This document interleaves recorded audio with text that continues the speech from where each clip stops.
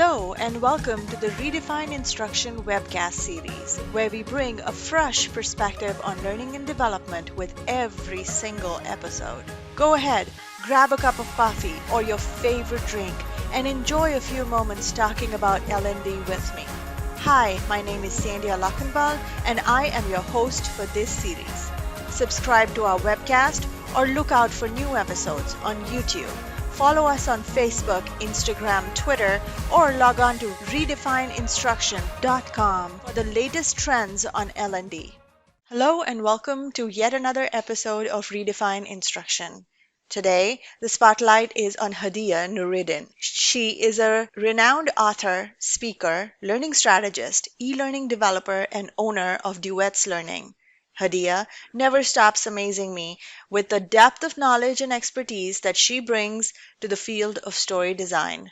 With over 20 years' experience in learning and development, she specializes in instructional design and development for both corporate and academic environments. The extent of Hadiya's expertise goes much beyond designing, developing, and delivering technical and professional development courses. She is also the author of the book Story Training: Selecting and Shaping Stories That Connect. In this episode, Hadiya shares examples of powerful stories, how to design stories and strategically embed elements such as climax, conflict, and transition in the story, the secret behind creating personas for storytelling, the tools which lend themselves to storytelling, using movies as motivation, and much more. I urge you to check out her website, duetslearning.com, and follow her on LinkedIn and Twitter. You will find links in the show notes below. Most of all, don't miss the opportunity to attend Hadiya's webinar on mining for stories and several other topics. I also include a link to her workshops in the show notes. So without further ado, I'd like to welcome Hadiya. Hadiya, welcome to my podcast, Redefine Instruction. I am so glad that you took the time to speak to me about storytelling. Can't wait to dive into questions, but thank you again Great. for taking the time to speak with me today. Thank you for asking. All right. So, Hadiya, I cannot wait to get down the series of questions about storytelling because I'm so excited about that. There's so much that I have learned through this entire season of Hmm. storytelling, and there's so many different aspects of it Right, and creative aspects depending on how you approach it. But right. before we get into the exciting stuff, I kind of Mhm. want to learn about your journey, about how you got into instructional design, what brought you to it, and how did you choose storytelling as a niche? Yeah. Well, I actually started, I have a bachelor's in English. I graduated in the 90s. It was during the Gulf War. So there weren't many jobs for anyone, let alone people with English degrees. So I was in what I call retail hell for a while. And then finally, I got a job in tech support, which was also interesting because back then they really needed people. There were a lot of tech support organizations. So I said, well, I have an English degree. I've never seen the inside of a computer. I don't know how they work. And Hmm. they said, well, if we learned it, you can learn it. I said, okay. So, and it was for supporting a specific Hmm. product. So I did that for a while, and then I started moving into tech support for different companies. So, which was different than supporting a product. I had to actually go into a computer, make a one computer out of two computers. I mean, I went up the certification route. I did all of that for some time. But tech support is a burnout job. No Sure. one stops you in the hallway to tell you how great their computer is working. And if they do, it's a trap because it's their printer not working now. So they just want to lure you into their office So so that you true. can fix something else. And so I thought, there's a big aspect of this that's training. I mean, I didn't know back then about the different aspects of training. To me, training was just knowing something and then telling people that something. That was all I knew about it. And that's all I was doing already in tech support.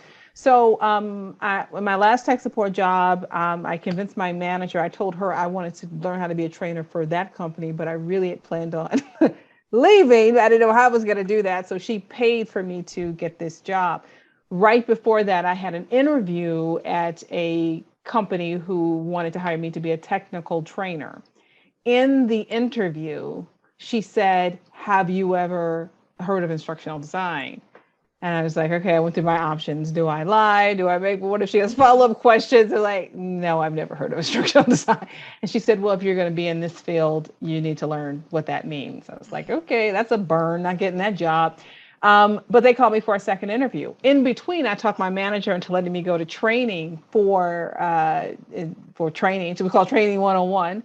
And so we were going through there, we were going through the training, and I still hadn't heard the words instructional and design put together. So during lunch, I was in the room by myself, and the trainer came and sat with me. She said, "Do you feel like you're getting everything you need?" I said, "No, because I still don't know what instructional design is." Right. And so she just took the time and just turned on the hose and was telling me everything about instructional design. She's like, there's the Eddie model, and there's these, learning styles, which we talked about back then, Right. and the 9 events of instruction, and all these things. I was like, oh my God. And so I went to the second interview, and I'm just like, saying things that I Right. didn't know were connected. I was like, so you want your learning objectives first. You want to Right. start there. Never done it, didn't know what I was talking about. Later, I learned they saw right through all of that. But they ended up hiring me. Hmm. And so I was we did everything from beginning to end, from Hadiya, there's a project, to Hadiya, where's the evaluation.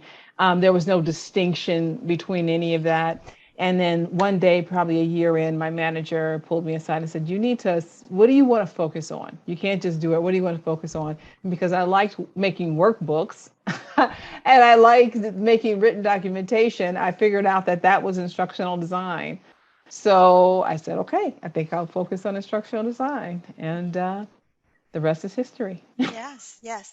I do want to know how you went from the broad perspective of instructional design into this deep dive on storytelling. Because as simple as the term sounds, it's Hmm. a monster. There's so Right. much to learn about storytelling. So, how did you decide that this is where you want to specialize? Well, I like to say storytelling found me. Okay. I mean, I've always had a fascination with story and movies. I equate what I do so much to movies. Take a cinematic approach to that. So I've always Hmm. been a big film buff. And so the idea of story has always been a part of my instructional design. Even today, if I do facilitate, which I don't very often, someone else's class, I'm always looking for the narrative structure. It doesn't have to be a story with characters, but there's always this sort of narrative flow. And I find myself needing that. So I've always been that way. Hmm. But I didn't sort of formalize it into, oh, I want to study storytelling a lot more until I had the opportunity, really in 2018, to write the book Story Training.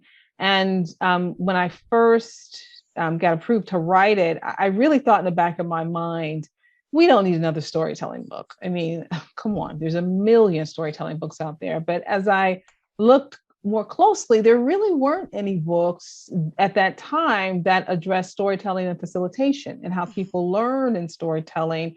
It was more about, emotion. It was more about writing. It was all of that. Also, I should mention too that I have a master's in education, also have a master's in writing.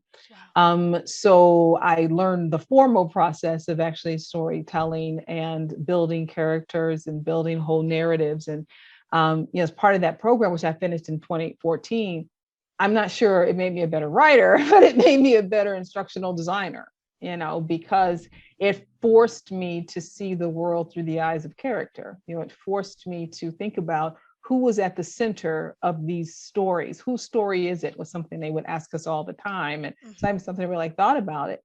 And as I build the narratives for the classes, not even just like the little scenarios, and sometimes my classes are built on a full scenario, Hmm. I'm thinking, whose story is this? Whose class is this? and what are they experiencing, and what do I need them to see and do, and all that. So all of that the idea of being a film buff, and then always have an interest in writing and getting the master's in writing, and the instructional design just sort of all came together, and that's how I ended up with that niche. It's like pieces of a puzzle, right? You kind of fall Right. into it and then everything else falls into place. You kind of feel like you've come a full circle.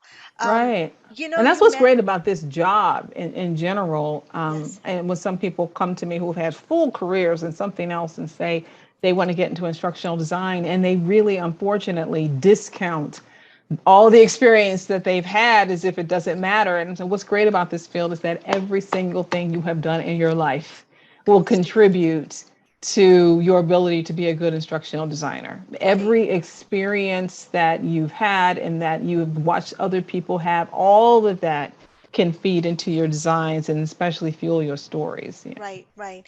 And I'm glad you mentioned a master's in education because, with the pandemic happening right now and there's no end in sight, Yeah. there's a lot of people wanting to transition into instructional design. And a Mhm. big chunk of those people are teachers with Right. that background in education, like yourself. And Mhm. like you said, they discount themselves to say they don't have the experience. However, in my experience, they have a Mm. leg up on a lot of other people who are trying to Right. transition into this career. Another unique thing that I picked up from your conversation was that you think of the story from the lens of the character, the main Mm. character, the cat, like it's Right. happening to them. I've never heard that unique perspective Really? before. Yeah, it's essential. It is their story. Yeah, And, I always say that if you can't find the story, then you've lost the people. You have to right. go find the people. Right. Yeah. I think a lot of people also think of storytelling from the perspective of the person who's watching it, like the learner, Yeah. right?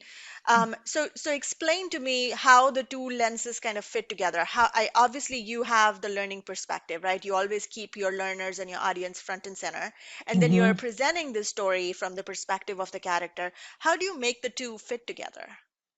Well, it's just like, again, I always think about that cinematic approach. You have this character who's on the screen, who's living their own life and doing these amazing things that you would never do, yet you still feel a relationship with that person. You still see a little bit of yourself in that person, of either who you are, who you've been, or who you aspire to be. So it is finding out, starting first with who the learner is, seeing what they're experiencing, what they're going through, and then creating a character that is going through that same thing. In some ways, I say that the characters are proxies for the learner.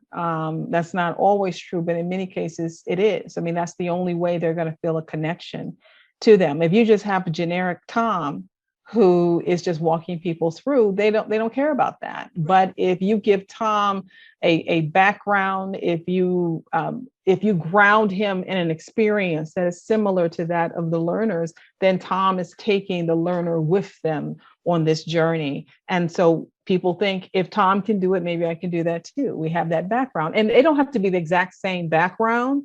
Hmm. It's more, I call it, you don't want a story match. It's more of emotion match. It's conflict match. It's all of those things. Even though we all like to think our problems are super unique, they really aren't. Even the problems themselves aren't really unique. A lot of times it comes down to, I always say, fear. Hmm. Fear of losing something. So Right. Tom could be a fear of losing something else, but you, as long as you write it in a way that brings it to the fore, you can still relate with that same fear of loss, even Right. though it's not exactly what Tom is going through. So it's about writing that and bringing that out where you can still make that connection between the person who is learning from this and the character that they are manipulating, I guess, in the story. Right, right.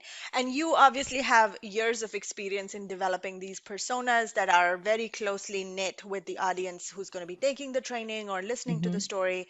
For someone who's really new to the concept of storytelling, what kind of research goes into the background of developing this character? How do you study the audience to make the characteristics match with the main character of the story? Well, first, I always tell people to change from the perspective of thinking that you have to create a story and realizing you have to find the story. The story already exists. Yes, you need some creativity to nuance it and sort of fit it into this framework, but always be thinking, I need to go, if there's a gap, don't think you have to make it up, think you have to go find it or talk to more people. Mhm. Also, again, back to that idea of experience, it again, it's there's not so much uniqueness in the world. You've had a job before, you've experienced something before. Like if I go back to the idea of fear of loss, you've experienced that before. You know people who've experienced it. So don't think if I didn't talk to Michael, I can't. You can draw on the human experience of what it's like to be feeling abandoned and left out there and not knowing what to do. If you have, a software, for example, one example that I like to use all the time, I was in training during that period where we were switching everything from DOS and other mainframe systems to web-based systems. And so you had a lot of people who were resistant to that change. Mhm. And back then, of course, I would think of it as these people, well, they just don't like computers and they don't want to learn and they want to stay in their same rut. Right. And one thing I always say, I've said this many times in nearly every class I teach, is that someone told me years ago that people don't fear change, they fear loss. So if you think now, what is Mary losing to go to this new system? Well, she's losing all of her, it's part of her identity, really, that Mary knew so much about this system that people came to Mary. And that was a sense of power for her. And it was a sense of safety for her, that she knew that they could not just replace her like that. And at this point, you're 20 feet away from the system and you're more in what Mary is experiencing as a person. Now, I'm not saying that in your e-learning, you have to now tell a full story of Mary's life, Right. and what she was going through, but just that piece of empathy helps you shape the story, that Mary, instead of just Mary has to use a computer and she uses It's web-based very systems. robotic. Let's see how it's, Mary has been using the old system for 20 years. There's certain things that she likes about the new system, but there's certain things that she hates. Let's try and help Mary see the connections between what she was using before and what she's using now. And the person's like, yeah, that's what I want to do. I want to see those connections too, right? Right. So it really is that empathetic piece of really sitting down and talking to her and trying to figure out what's the loss. You don't have to be a therapist, but because you're a human being who knows people, you should know that if people perceive you're taking power away from them, they do not like it. Right. They do not like it. And knowledge is power, especially when it comes to technology. So you have to really, you're just wiping away 20 years of knowledge from her. That's the way she sees it. So you have to think, how can I make her feel like that it's only 10 years of knowledge, that she still has that foundation, that process still is the same, So yeah, so just having conversations with people, drawing on your own experience about how people react in different situations, and just being empathetic and putting yourself in their shoes of how they're experiencing this can go a long way. Okay. And do you use empathy as the first element to kind of hook the audience in? Is that part of your strategy too, then when you're starting to design the story? Yeah, if I want them to care, I have to have him. Now, it's not always practical. I'm not going to say that. And this idea that people react to empathy the same way or emotion the same way is just not true, right? They don't. Some people shut down. Some people are just lack the self-awareness. I mean, to be empathetic, you kind of have to be self-aware. So a lot of people lack that self-awareness as well. So you don't always get that. But if you want the learner to care, you have to tap into their favorite topic, which is themselves. Right. Yes. Right? So creating that empathy is a big part of that. Them recognizing themselves in that person and in recognizing their lives in the situation that person is in. Right. Right. What are some of the other ways that you have hooked the audience or gained the audience's interest in the story? Well, there's always the element of mystery and surprise and curiosity, not revealing everything ahead of time. I know when I develop e-learning, I try this. A lot of subject matter experts or sponsors do not like it. Hmm. But the idea of throwing people into a situation and then giving them the answer after, as part of them working their way out of the situation. A lot of people feel like that's a trick question, like you're testing me on something that I couldn't possibly know. But when you think about adult learning principles, that's one of the big keys, is that they want their current knowledge and experience to be valued. And by drawing on that from the beginning, can really go a long way. So, throwing them into that situation of what do I do? And then letting the story play out on the back end is in a very effective way Yes, of doing yes. it. And I think that also goes to that particular scenario that you're talking about, throwing them on the deep end first, Hmm. also goes to the just-in-time learning, right? You don't Right. learn until you need to learn.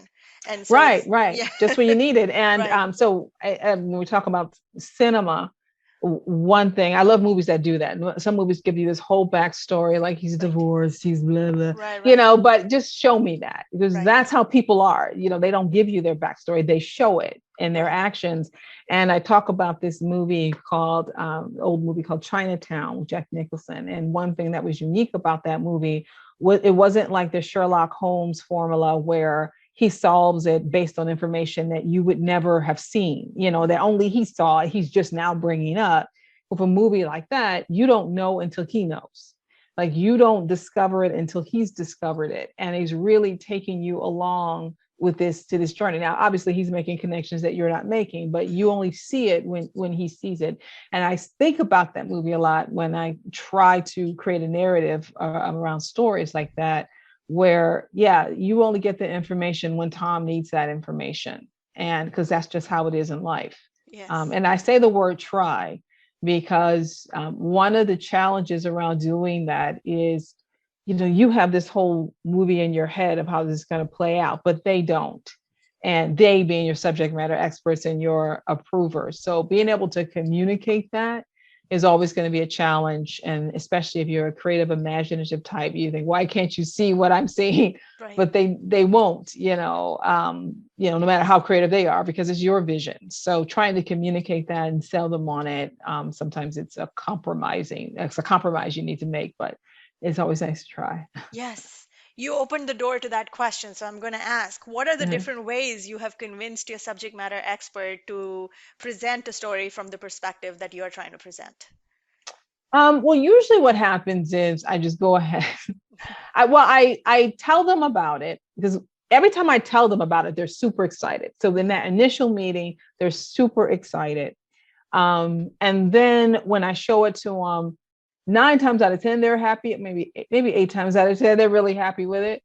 And then there was 2 times where they have problems with it. But what I don't do, and I think sometimes we do this a lot, probably in every field, but especially in learning and development, there's this baby with the bathwater mentality that if they don't like it, then I must abandon the whole thing. And start over. And I start, or even abandon the whole concept and just go back to the straight e-learning. But I'm open enough to say I didn't do this right. Like, I didn't do it in a way that is convincing for them. And so usually in those cases, I've never had a situation where we've abandoned the whole thing. It's just me trying to find out what's not working for you and what's not. And usually what it is that they're very literal people.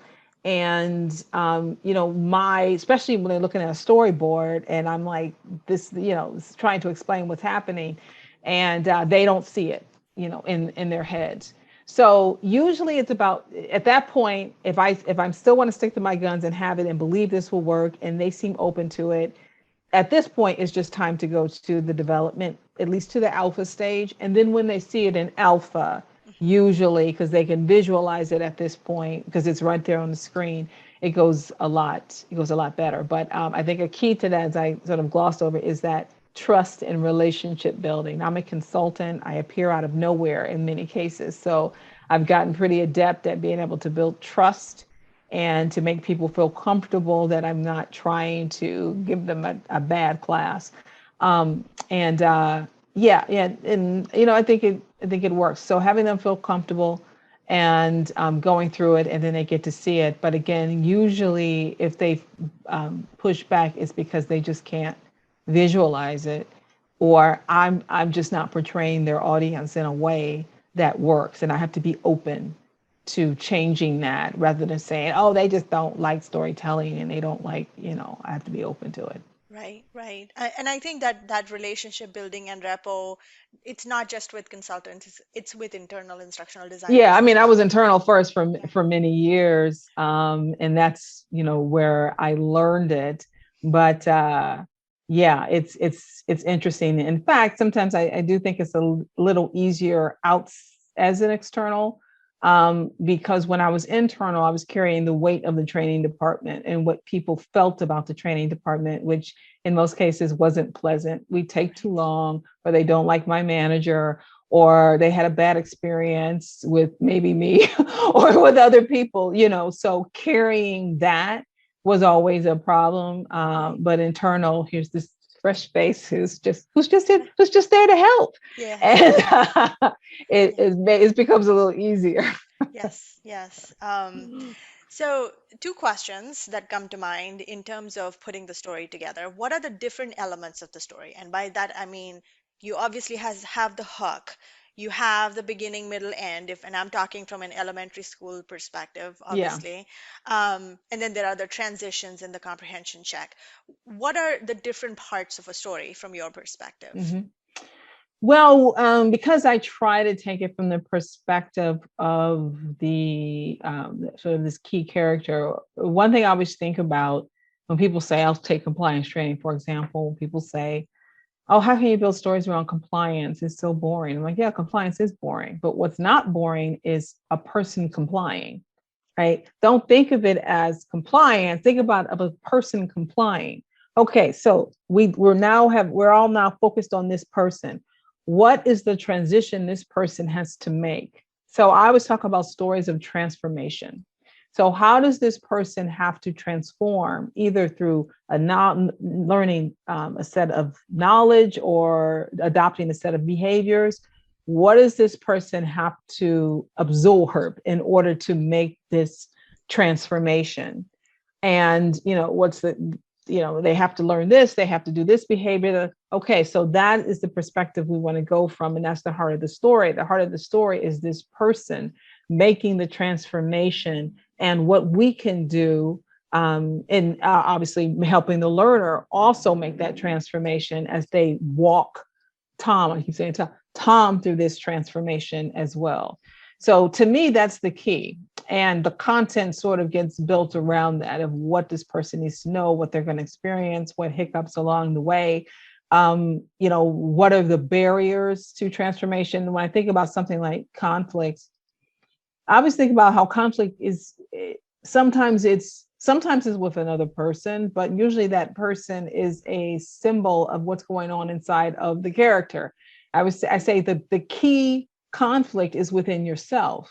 Anytime we're talking about the idea of transformation, there's a conflict, right? Because either it's someone's forcing you to transform, or you want to transform and you can't transform. There's always some sort of conflict there. So to me, the conflict is organic in these stories. It's just a matter of finding out what are those conflicts that people are going through internally and bringing it out in the story. So I would say at the heart of it all is the transformation, and on what's on either side of that. Where are they now? Where do we need them to be?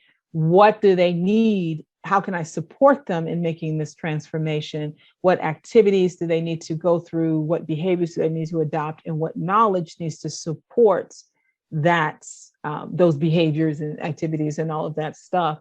And just sort of just keep focusing on what this person needs to go through to make that change, and what things could pop up along the way to cause problems. So Right, that's right. usually how I build them Right. out. And I think that goes right back to focus on the character, right? You think of the story from the lens of the Right, right, character. right. And there's definitely, I mean, it follows an arc, right? There's still that narrative arc that you follow. There's still the hero's journey, things of that sort, which is really all about transformation. So one tool that I use and refer to a lot is called the story spine. And the story Okay. spine is a more user-friendly version of the hero's journey, and it's used a lot in improv, which is important because that means that people can memorize it and use it right off the top of their heads. And it's what I love about it is that it focuses on transformation and that it has you start from, how are things now? What's going on with this person? And then makes you build a scene of an example of, for example, he's this, that, and the other. And then you have that inciting incident, that change, that thing that changes everything, that pushes him or her over the threshold where they will, whenever they return, they will not be the same if they return. Right. And that's just a new system that's being implemented. That's a new feedback model. That's that thing that comes up that disrupts this ordinary world. They're pushed over, and then the events that happen as a result of that. And then ultimately what happens at the end. And then the key part is ever since then, which means what have you learned from it? What have you learned from that experience? And so I use that template to actually do interviews. I sit them down, and because it helps me keep them on the track, right? So I kind of go through it and walk them through it. And when I have these, I may have 10 at this point that I have talked to people and built, and then I can use that as ideas for building my scenarios and building my stories. I may not take Mary's specific one, but I can use what she talked about when she was talking about confronting a customer that she thought was stealing or something to that effect, with how she experienced it, and maybe mix it with Alan's experience to come up with something that is realistic. I see. I see. You mentioned storyboarding, right? And prototyping many times as an aspect of convincing the SMEs if they're not sold on the idea. What are Yeah. some of the other things that happen along in the process? So obviously you have your research, storyboarding. Where do you take it from there? How does it come to fruition from an idea to a story? So usually the first time the story pops in my head is during the very first call, the very first discussion that we're having. I'm already trying to see, doing my best shot of whether or not this is something that can be built around scenarios. Now, sometimes I'll have a scenario. I have like sort of three versions of this. I'll have a scenario that will go through the entire course, Hmm. right? So the entire course is one scenario. That's difficult because, first of all, you have to stay realistic about what's going to happen in each leg of the journey. And it's one of those magical skills of instructional designers that we're screenwriters now all of a sudden. And, I mean, Right. people have, there's whole jobs called continuity experts, who focus on that type of thing. So it's difficult to sometimes follow it through if it's a longer, course or something to that effect. So that's one version. Another version I have is I'll have a character who is like the overarching sort of avatar or the person who is the star of this. And then that person will guide us through other scenarios with other people. That way, I don't have to necessarily keep up with this timeline or keep up, but this person is holding the continuity, throughout. One thing I say sometimes is this person may have case files, right? Maybe she has a core story, but if there's other stories we want to address, rather than trying to jerry rig them and force them into a longer narrative or ignore them, she may refer to her case files and say, let me tell you about blah, blah, blah. And so go ahead and read and go through these, right? So that way I can still get in what Michael said and what Karen said and what Tom said and build it into the story without disrupting the overall storyline.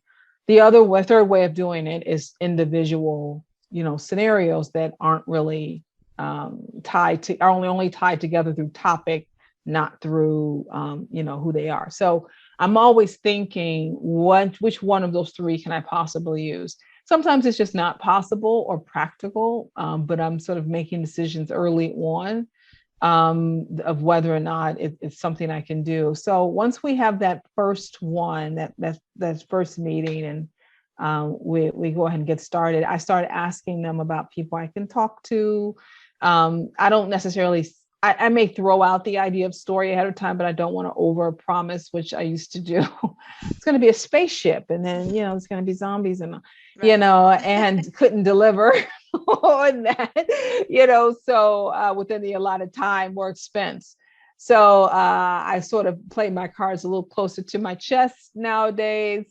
and try to just infer that exactly what I'm telling you, that if we want people to care about this, we need to build some sort of connection between what they're seeing on screen in their lives. And the way to do that is not through module one, let's talk about finances. And but the way to do that is to inject people into it, because people like people and they want to experience that, for the most part. If But it depends on the culture of the organization as well. So say they're like, okay, cool, great. So if I decide that, we decide collectively that we're going to go that route, then I start modeling again characters first. The person first.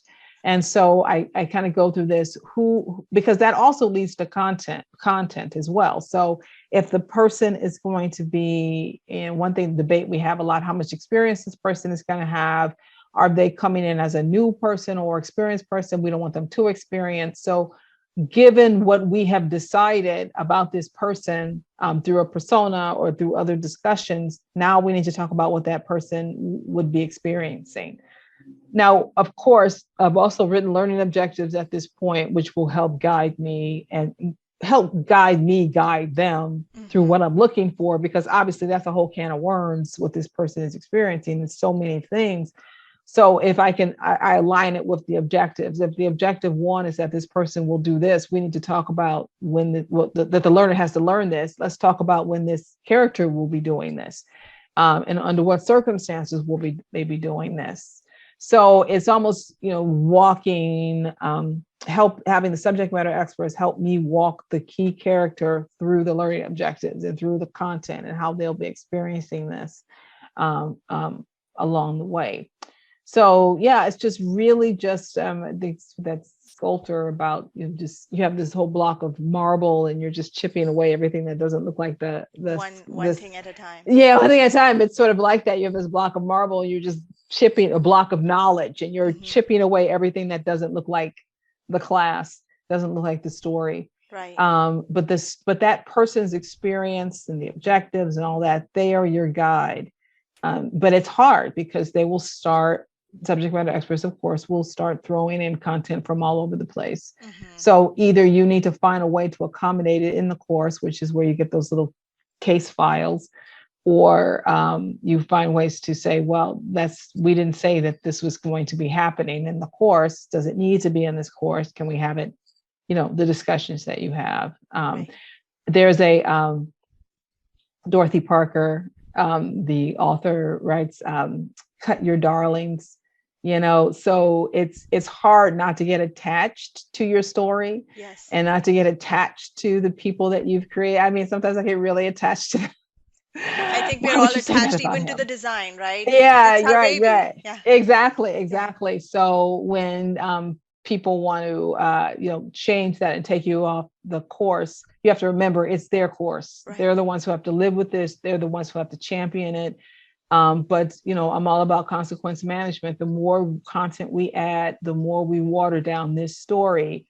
And we forget why we started the story in the first place. And that was to connect the learner to what they're experiencing so that they can feel like they're going through this as well. And you may be diluting it by adding all these other caveats and other information. So, it's a discussion that needs to be had, but, right. Stick to your ground as much as you can. Yes. And that comes with experience. So, question for you: what percentage of stories or storytelling in L&D comes in the e-learning modality, and what percentage falls in the ILT? Like, where is the demand currently in the market? How does it break out between ILT and web-based training or e-learning? Oh, I couldn't possibly know. I could just say from my experience. I mean, for the most part, I concentrate a lot on e-learning. I feel like that's what people hire out for more than instructor led. Even though ILT is still king of the roost. I don't know about anymore, but it has been for a while. So I don't know for sure, but I can say this. A storytelling is a big demand in e-learning because there is no instructor. Like I can build out a course that has an ILT course that has no storytelling, but Hmm. the instructor will add stories. The Right. instructor will trigger empathy. The instructor can add things like, okay, well, this is the content. How many of you have experienced that content? You tell me a story Right. about that content, right? So the stories just can come to life, not just from the instructor, but from the learners in the room, Right. to the point where, it's nice to definitely, I still think that storytelling is important and having some sort of case study. But if you didn't have it, stories still could be a big part of it. The e-learning, none of that is there, right? Well, at least for asynchronous e-learning, none of it is there. So I think that is why there's a big push to not have this page turner, but to have something that people feel connected to. Right. Right. Um, and the flip side of that, that absence of the instructor is feedback, right? In an instructor Yeah, led scenario, the instructor can give you feedback right there and then, which is right, right. gratifying for the learner. So how do you sneak in that feedback? How do Mm-hmm. you give that corrective redirection to your audience when they're taking that e-learning? That's one thing that's really funny about this idea of, like, the first thing that comes to mind is people say you can choose your own adventure and all of that. That stuff is really heavily structured. I mean, it's probably Hmm. the most structured thing more than anything else, in the course. Um, so it's a challenging thing to do. Obviously, there's branch scenarios, which is one thing you can do. I guess it depends on whether or not there's a definitive right or wrong answer. Um, if it's a definitive, then you can choose whether or not you want to, give the feedback in the feedback screens, or do you want them to keep going, or how you want to present that in some sort of text or narrative format. And that's a little easier than the one, I don't know, maybe it's not. Because there's also the one where there is no definitive answer and you can't give A, B, or C, or more than anything else, what they are learning is not the destination, but the journey. Right. And so, is there a way to even correct them on this? I teach for ATD, and one class that I used to teach was scenario based e learning, and it Hmm. was designed by Ruth Clark. And she didn't design this, but she had the sample in there, which to me is still amazing, because it was just all HTML. There was nothing, no, it's just imagery and hyperlinks, and that was it. And what it was a teaching. A doctor was in a situation where they had to decide whether or not to honor the living will of a patient, which was to take him off of life support if needed, Hmm. or honor the desire of his family, which is that's murder. Do not take him off life support. And so obviously the answer isn't take him off life support or don't take him off. I mean, that's not Right. the It's not answer at absolute. all. Hmm. The answer is the journey. They're learning the journey of trying to figure this out. So, the first screen was, what state are you in? Teaching them now, it depends on the state. Like you have to look up state law to figure Right. this out. So they select the state. And so it gives them some insight there. Then they got, I think it was like maybe 5 different people they could pick, a lawyer, clergy, whoever, and they could talk to any one of these people to figure out what they wanted to do. And again, it's teaching that, right? So at the end, as going through all this, they ask, do you want to take this person off life support or not? Hmm. So if you say, no matter what you say, they ask you, wait, are you sure? Right. So it's Hmm. teaching you now to second guess Justify. yourself, Hmm. what should I be doing here?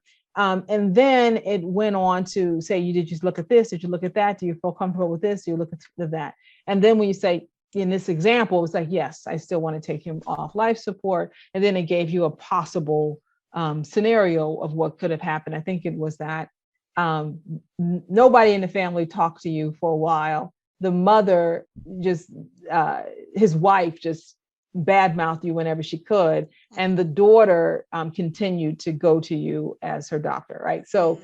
it gave you that sort of feedback of what you, Feedback. but I love that idea that it was dependent on feedback in some ways, but the feedback was more, you need to make sure you're looking in all the right places. This is the journey. This is what's more important of what we want you to learn. sometimes some feedback is you don't have all the time to build something that out. And so what I'll do sometimes is give them an input box or tell them to write it on a sheet of paper and then hope that they do it, and then get the chance to click next to compare your answer to ours, or click our answer. That way they can sort of, this is what you said and this is what we said. Now, as they may do that twice before they just start clicking our answer, right? Unless you program it in a way where they can't do it, which I'm not sure how you're going to do. You can maybe do a character limit, but they don't have to type anything feasible in there. But again, the idea of, even if they just click our answer, they are going to be reading that and still intellectually comparing it to what they would say, whether or not they wrote it down or not. Right. So, yeah, it's just, there's so many ways around it. It's not feedback in that I can say you're right or wrong, but it does put it in your hands to think, wow, I was way off, that my answer wasn't anything like that. So even though we don't know what your answer was, you knew how you feel about that. So there's a variety of ways, but it can be a challenge. It's definitely not in the classroom. One thing I love about the classroom is when someone gives you an answer, you can sometimes flip it on them. Okay, well, what if, they were, the wife lived in one state and the husband lived in another state? Or what if, he shows vital signs at the end? Like those types of things you can throw in there to really get people thinking and talking. You can't really do that as straightforwardly in e-learning. In e-learning, yes, correct. So let's get to the topic of tools. What are some of the tools that you recommend using, or go-to tools for storytelling? Well, it's going to sound corny, but the first tool is your imagination, So your true. brain. You need to watch movies, and I thought that was an easy sell, but a lot of people are like, no, I don't watch movies. Like, you really do. If you're not watching movies, and I don't mean like watching them for fun, I mean watching them in an obnoxious, no one wants to watch them with you way. I mean, really seeing how characters are coming to life. Why do you feel a certain way for this? Like, why are you sort of rooting for Michael Myers in Friday the 13th? Like, why? He's a murderer. Like, why are you rooting for that person? Why do you root for the bad guy? Why do you feel a connection to this character, not character, the underdog? I mean, every problem that we face in learning and development has been solved by other industries. There are no mysteries of how you manipulate people's emotions or how to get them to feel one way or the other. Other industries have already answered those questions, so it's up to us to find it. So I would say, creativity, and also looking at other industries that have successfully done it. Now, for tools themselves, I'm very simple. I use Storyline, and I have to confess, I don't use Adobe Suite. I use PowerPoint. And other people, to build those together. I feel like it's probably controversial, but I feel like my skills are better used in those first two pieces than the other two, because there's always people who can do it, unless you are that naturally or you just love to do it, which I did early in my career. I wanted to be a jack of all trades. What we always forget at that second part of it is master of none. So I'm at the point in my career where I'm about the deep dive. I'm about the deep knowledge, knowing after years of building plants and all these little intricacies that no one noticed or cared about. After They won't years of, even remember the training I as soon as they know, walk out of it. exactly, and you put Unless the all this story was effort. very powerful. Right. But I mean, like the graphic elements that you Right. put in, and I'm not bad at it, but I know that there are people who can do it faster, better, and prettier than I ever could. So I say, pay people to do what they do. And just as an industry, I think we're taken advantage of in many ways, mostly because we are so curious and we think, oh, we could do that, whatever. Of course you can, but we need good instructional designers. We need good writers. We need good storytellers. And there's a trade-off. The time you spend nudging things back and forth is time where you could be spending, adding more interesting dialogue, which is a whole nother topic, Right. to your characters and bringing them to life and thinking about their backstory. And I mean, that's what we need more than anything else. But sorry, that was a soapbox rant. But Yeah, anyway, no, no, so I'm with you PowerPoint and on that. storyline is It what it it can be exhausting, right? Trying to get Mm, every single object in the right direction and, the mhm. right aspect ratio and all of that fun stuff. Yeah. So one last perspective, you always hear storytelling in different ways, right? There's the sales perspective, there's the compliance perspective, but there's also the learner perspective, which is what we are talking about, but there's also leadership storytelling. Hmm. How does a leader's story, when he's talking to his team, differ from a story that you're presenting to a learner? Well, let me just say this about leadership and storytelling. So I came up with this phrase, I call it my Hadiya isms, where if you are a leader, think of storytelling as not spotlight but headlight. Okay, So spotlight, is this me, me, me. I've done all these things, and right. aren't you great? And can't you do them too? But if you change that and think, actually, my story should be shining a light forward for people. Yeah, it's if the only thing they're getting from this story is how great I am, then this is not working. So, how can I tell this story in a way where they can see themselves, they can see their own challenges that they're coming against? Am I being open enough with any challenges or flaws that I had? If you're not talking about the challenges and the obstacles, then you're definitely in spotlight territory. It's just I was here and now I'm there, Right. and that people are still stuck on the other side and they're trying to figure out how to get over there. I say that, the stories aren't on the coast, they're in the ocean, right? So unless you're going to bring people in the ocean with you, then the story is just about you and how great you are. So it really is about shining that light forward. What can people learn from? And it's I guess I would say it's your story and you have the right to your story, right? So it's not that you have to change it and be so focused on other people. It's just you just saying what you have learned from that experience is enough.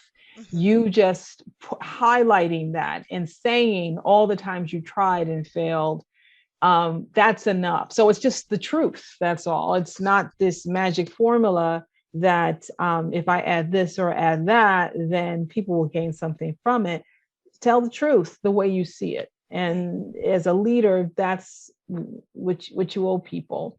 I would say it also depends on your purpose, obviously, of what the purpose of this is. From a learning capacity, it depends. So if I am just using storytelling, there are different elements that I could pull from other people. I'm not saying go up there and lie, but your stories can be about other people. Your stories can be, you can sort of pull all those in together. You should also be thinking about how the learner is going to engage with this as well. But I think for leaders, if they're telling their own story, if they're trying to motivate people, if they're trying to get people to follow them, or however they to believe in themselves, or however they're trying to think about it, it really is about you um, telling the truth as you see it and how you experienced it, and always be thinking. Another thing I say too is storytelling is about you, but not for you. Hmm. Right. So, yeah, this is your story that you're telling, but you're telling it in the service of other people, Right. which means that it's not just about how you did all these things great. It's about how they can do things great Right. through your own experience. And I think that goes back to the very first conversation that we were having about connecting with the audience, right? Keeping the Yeah. audience in mind, keeping the audience front and center. Mhm. Um, Hadiya, it has been great talking to you.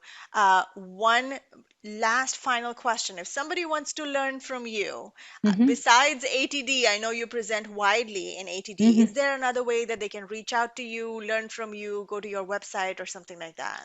Well, go to my website definitely. And I'm going to say this on tape. That way I'll actually do it. I'm going to start doing some webinars monthly about personal storytelling, not about, I hope that you can take this knowledge and apply it to instructional design. I hope But it's going to be more along the lines of how can I tell my own story, or how can I coach people to tell their own story, which is a part of what we do as well.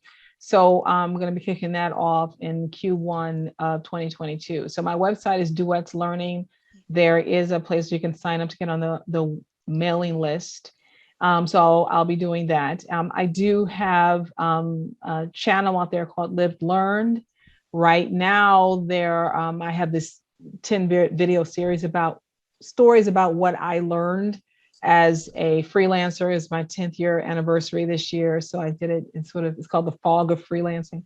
And then on that channel, I'll be making some videos as well about specifically how to use the story spine. I talk about it a lot. So I want to walk people through actually telling them a story and then showing them how I built it with the story spine, because sometimes it's just not as clear as to how that's happening. So yeah, there's definitely some things coming next year, but it all starts with my website, duetslearning.com. Exciting stuff. Hadiya, it has been a pleasure speaking with you this evening. Thank you again for taking the time to speak with me and my listeners. Thank you very much for having me. Thank you for listening to the Redefine Instruction webcast series. We welcome feedback. Leave a comment or question on any of our social media pages. We look forward to hearing from you. Until then, stay tuned for the next episode.